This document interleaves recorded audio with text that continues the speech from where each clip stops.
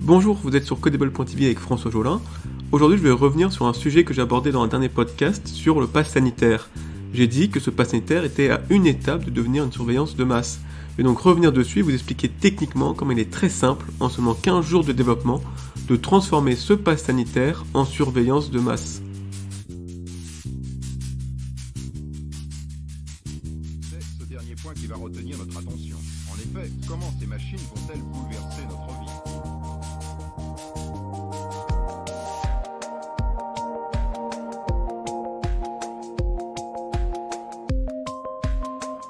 Dans un précédent article, je décortiquais le contenu du QR code, révélant son manque total d'anonymat. Ceci rabaisse une fois de plus notre liberté et notre vie privée, mise à mal depuis le début de la pandémie. Aussi, en tant que développeur, je constate que nous sommes maintenant à une étape d'une surveillance de masse que je chiffre à seulement 15 jours de travail. En effet, aujourd'hui, à cause du pass sanitaire, les citoyens reçoivent un QR code nominatif à scanner régulièrement. De l'autre côté du QR code, il y a une application mobile gouvernementale Tous Anti-Covid Vérif, qui vérifie les informations du scan. Elle fonctionne comme une boîte noire, son code n'est pas totalement public, et, du point de vue utilisateur, chaque scan affiche l'identité et un simple correct ou incorrect, ne précisant nullement les raisons du refus. Nous sommes face à deux menaces extrêmes pour notre vie privée, qui est techniquement rapide à mettre en place. Premièrement, cette application peut à tout moment, lors de la prochaine mise à jour, rapatrier les données des scans sur un serveur étatique central. Un tel serveur et une telle fonctionnalité sont très faciles à mettre en place en seulement 15 jours de travail. L'État aura alors un point de vue omniscient sur sa population, nous rentrerons dans une surveillance de masse. Deuxièmement, l'État peut rendre le QR code opaque. Le QR code actuel laisse les données médicales lisibles pour n'importe qui. Il existe deux voies pour mieux la sécuriser. Premièrement, avoir deux QR codes.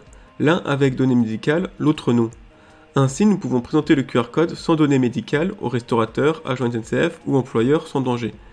Deuxièmement, nous pouvons aussi demander un mot de passe au détenteur du QR code pour chiffrer son contenu. Ainsi, le citoyen peut lire les données de son QR code et le partager avec qui il veut. Mais l'État peut aussi suivre une troisième voie, chiffrer le contenu du QR code sans donner le mot de passe au citoyen. Ainsi, le QR code se transforme en boîte noire. L'État peut y rajouter discrètement des données sur l'orientation sexuelle, la couleur de peau, la nationalité ou les opinions politiques ou religieuses sans que personne ne le sache. Sachant que l'application de scan affiche déjà un simple correct ou incorrect sans plus de détails, le combo QR code chiffré plus application au code source fermé permet au gouvernement de discriminer n'importe qui sur des critères arbitraires en toute discrétion. Ici encore, il ne faut que quelques jours pour mettre en place une telle fonctionnalité. Nous avons déjà fait le plus dur, aujourd'hui il faut rentrer son identité dans une application étatique dès lors que l'on souhaite prendre le train ou manger au restaurant. C'est une chose épouvantable, inconcevable il y a encore un an, et pourtant acceptée par 64% des Français. Il ne reste que quelques jours de développement pour que cet outil nous fasse sombrer dans une surveillance de masse aux persécutions arbitraires. Voilà, c'est tout pour aujourd'hui, j'espère que cet épisode vous a plu.